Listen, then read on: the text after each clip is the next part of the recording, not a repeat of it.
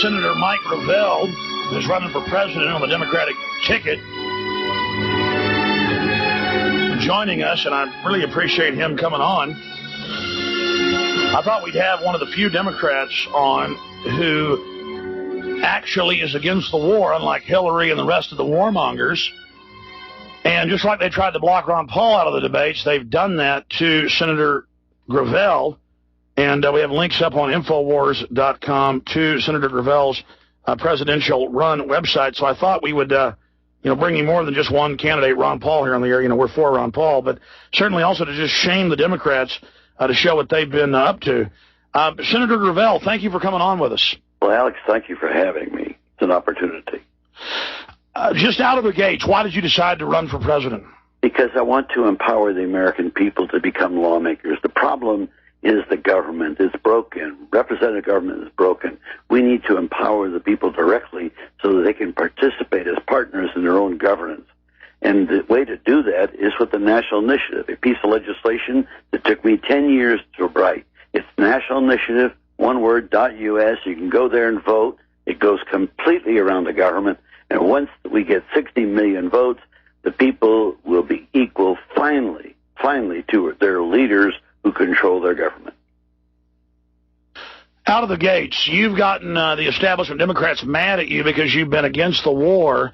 The Democrats swept into Congress, as you know, last year, claiming they'd be anti-war, but Hillary and others seem to be just as pro-war and attack Iran and stay in Iraq as Bush, and that's really even hurting the Democratic Party. Give us your whole take on what's happening with the militarism and what your policies would be. Well, first off, the biggest problem we have in this country is the military-industrial complex.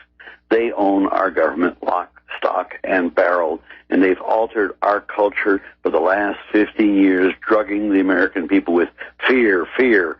And as a result, the Americans are just totally compliant. Just go to the airport, walk in, look at the lines walking through like 1984, taking your shoes off, emptying the liquid. It is as bad as it gets in this country, and the only way you're going to turn it around is by empowering the American people. Now, with respect to me, you're quite right. I was shut out of and we had to dig on this to find out, because they weren't even giving me the courtesy. Well, NBC, which has MSNBC, are shutting me out. I know some of those leaders and talked to them about the unfairness that the way I was treated. And lo and behold, I know that this is not their idea at that level. This comes down from General Electric. And so you're talking about General Electric, one of the major war profiteers in the United States. And all I can tell you is this is corporate censorship, and this is what it's all about. And we will lose our government, as Dwight Eisenhower pointed out to us, with the marriage between corporations and their corporate power and their money and their desire to make profit off a war, and that's why we have wars. Now, fake conservatives are constantly just running around saying that you're against the free market. The corporations are all perfect. Corporations are good. Corporations have done nothing wrong. Corporations are loving. Of course, most corporations are just mom and pop or small companies, but big global corporations of 100 largest entities, 40 plus are corporations. They're acting as governments, and they're getting corporate welfare, and they do basically take over governments, and they have done that now. Well, just look at where the money's coming from for both political parties right now. It's coming from Wall Street. It's coming from the military-industrial complex.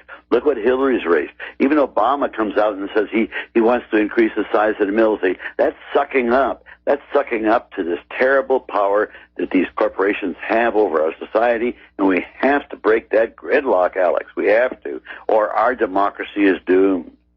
Well, I know this republic's in a lot of trouble, and we have all the multinational corporations. I mean, how could Dick Cheney claim he's pro-America, but he dumped his dollars last year? He's moving to Dubai. Halliburton's moving to Dubai, and they still call it an American company when it's not. I mean, everything they do is to desert this nation.